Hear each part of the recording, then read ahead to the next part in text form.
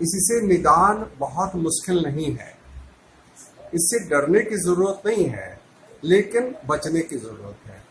Corona से निदान हमारे शास्त्रों में जो सिस्टम बताए गए थे, हमारा जो ओल्ड माइथोलॉजिकल सिस्टम है, अगर उनको हम फॉलो करें तो ये कोरोना से हम बिल्कुल बच सकते हैं। हमारे यहाँ हाथ मिलाने की प्रथा तो नहीं थी। सोशल डिस्टेंसिंग रखिए, एक दूसरे से दूरी रखिए, हाथ को साफ करते रहें। ये तो आपके पूर्वजों ने बहुत पहले से बताया हुआ है। अपनी सफाई रखें, डिस्टेंसिंग रखें और खान पान पर उचित ध्यान दें। गलत खान पान ना करें, मीट से बचें तो अच्छा है, क्योंकि शाकाहारी लोगों को बहुत कम कोरोना का रिपोर्ट आया है। ये रिपोर्ट ज़्यादा से ज़्यादा मांसाहारी लोगों में आ रहा है। उससे बचें, अपने को सुरक्षित रखें। अभी सुरक्षित रहने का समय है और अपने को कॉन्सेंट्रेट करें। हमारे ऋषि मुनि भी कोरोना के काल में, अगर ऋषि मुनियों का याद करें तो ऋषि मुनि भी तो जंगल में चले जाते थे, एकांतवास में अपने ध्यान के द्वारा अपनी शक्ति का संचय करते थे। आज वही करने के लिए कोरोना अगर आपको प्रेरित कर रही है तो इसको एक अपॉर्चुनिटी के रूप में देखिए, इसको एक महामारी के रूप में मत देखिए।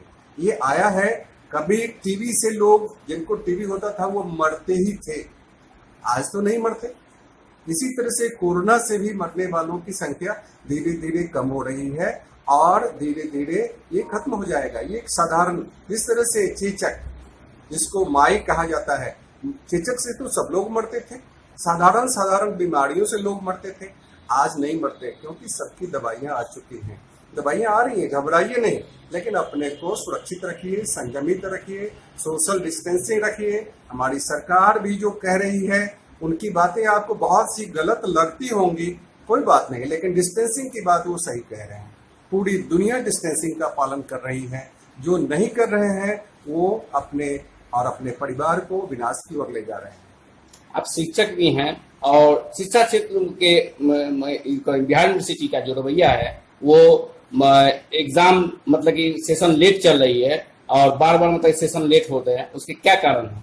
देखिए, शिक्षा की जो बात आप कह रहे हैं, आप हर बात में अपने पौराणिक सिस्टम्स को अगर याद करेंगे, सब चीज का निदान उसमें शामिल है। आज शिक्षा को व्यवसायिक बना दिया गया है। शिक्षा जो मिलती है, उस शिक्षा से क्या मिलता है? डिग्री मिलती है, कागज का टुकड़ा मिलता है। उससे जीवन में अपने आप को कहीं स्थापित करने का, बड़ा बनने का कोई तरीका नहीं मिलता है। शिक्षा के पूरे सिस्टम को ओवरवाइलिंग की जरूरत है। अदरवाइज इस शिक्षा से ना कुछ हुआ है ना होगा। बरसात का मौसम आ गया है और अभी देखा जा रहा है कि मुजफ्फरपुर पूरे शहर में मतलब पानी पानी है, और इससे वो निदान कैसे हो सकता है? इससे निदान बिल्कुल आसान है, लेकिन हमारे जो लीडर्स हैं, हमारे लीडर्स इस पर ध्यान नहीं देते हैं। उन्होंने वैज्ञानिक तरीके से सोचा नहीं। आज नौजवानों को, आज कुछ नौजवान आ रहे हैं, राजनीति के क्षेत्र में भी आ रहे हैं, जो हाईली एजुकेटेड हैं, जिन्होंने ऊंचे शिक्षण संस्थानों से एमबीए किया है, बड़ी शिक्षाएं ली है, उनके पास अनुभव है। हमने उनको एम्प्लॉय ही नहीं किया अपने काम में, अपने साथ उनको जोड़ा ही नहीं। जो एक बुजुर्ग हैं वो लीडर हो गए, मंत्री हो गए, उसके बाद किसी को अपने आसपास नहीं आने देते। उनकी कोटरी में, उनके सलाहकारों में कौन लोग होते हैं? उन्हीं की तरह के लोग होते हैं जो पुराने सोच वाले हैं। अब ये नहीं कहते कि बुजुर्ग लोग सभी गलत सोच के हैं, लेकिन ये निश्चित है कि नई पढ़ाइयां आ रही हैं, विज्ञान विकास कर रहा है। उस तरह से शिक्षित लोगों को, नौजवानों को अपने साथ लाइए, सारी समस्याओं का समाधान हो जाएगा। आपका सिर्फ पानी का जल जमाव नहीं, कचरा प्रबंधन, आपके यहाँ ट्रैफिक समस्या, आपकी शिक्षा की समस्या, सब में आप नौजवानों को लाइए और कंपनियों को लाइए।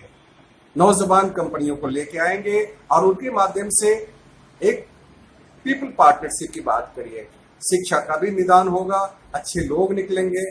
इसमें मैं ये कहना चाहूंगा कि कुछ ऐसी जो शिक्षा के क्षेत्र में और डॉक्टरी शिक्षा से ही संबंधित है, उस क्षेत्र में जो इंटेलिजेंट लोग हैं उनको प्राथमिकता दीजिए। छोटे छोटे उद्योग लगाए मगर सरकार अभी तक ध्यान नहीं दे रही है, क्या कारणों है कि मतलब उद्योग नहीं लगा रही है? देखिए, उद्योग की बात, छोटे छोटे उद्योग की जो बात आप कह रहे हैं, वो तो बहुत पहले से कहा जाता रहा है। जो अपने रियल लीडर्स हुए हैं उनका नाम नहीं लूंगा, उन्होंने कहा कि ग्राम स्वराज्य, गांवों में ये चीज जो छोटे लघु उद्योगों से शुरू होगा और तभी हमारा विकास होगा। हर घर में, आज चाइना से हम बहुत नफरत करते हैं, वो है भी बहुत पीठ में छुरा मारने वाला है, लेकिन उसने अपना विकास कैसे किया?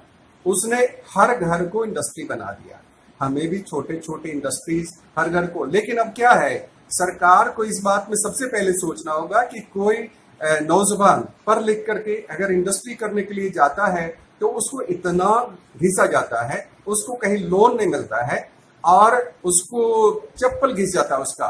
वो बेचारा जितना पैसा लगाना चाहता था उतना घूस में लग जाता है, वो काम नहीं कर पाता। छोटे छोटे उद्योग करने वाले उद्यमियों को आप प्राथमिकता दीजिए, उनको आप बचाइए। अपने धरोहर को बचाने का सबसे अच्छा उपाय है अपने नौजवानों को, अपने नए ब्रेन्स को बचाइए, सब कुछ निदान हो जाएगा।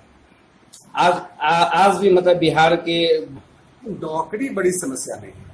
नौकरी की बात एक्चुअली आपने शिक्षा को भी व्यापार मूलक बनाया नहीं, शिक्षा को आपने उद्योग मूलक नहीं बनाया, शिक्षा को आपने बना ही दिया है नौकरी मूलक।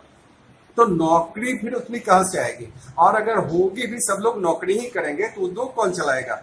आप बच्चों को ट्रेनिंग देते हैं, आप बच्चों को पहला से या नर्सरी से पढ़ाना शुरू करते हैं, ABCD से लेकर के MA MSc तक पढ़ा देते हैं। कहीं उनको ये बात तो नहीं बताते कि तुम अपने आप को कैसे यूटिलाइज करोगे, जीवन मूलक कोई बात तो नहीं बताते। उनके लिए एक ऐसी बात होनी चाहिए कि तुम अपने को यूटिलाइज कैसे करोगे। समाज की जो विषमताएं हैं, समाज की जो कमियां हैं, समाज में जहां खाइयां हैं, उनको कैसे पाटोगे। उसके बाद वो नौकरी की उनको तलाश ही नहीं रहती, वो नौकरी देने वाले बन जाते हैं। इसलिए ऐसे लोगों को बढ़ाइए जो नौकरी देने वाले बने। अपने नौजवानों को नौकरी पाने वाला नहीं, नौकरी देने वाला बनाइए, और तब थोड़े दिनों में आप देखेंगे कि नौकरियां इतनी होंगी कि नौकरी करने वाला ही कम पड़ जाएगा। मेरा नाम LM ठाकुर है, मैं पेशे से एडवोकेट हूँ। मैंने भी MBA किया था और करके काफी वर्षों तक बड़ी कंपनियों में मैंने काम किया। इसलिए मुझे रोजगार मूलक ये सब बातें जो कह रहा हूँ, इसीलिए कह रहा हूँ कि मैंने नजदीक से देखा है इंडस्ट्रीज के माध्यम से रोजगार के कैसे पैदा होते हैं।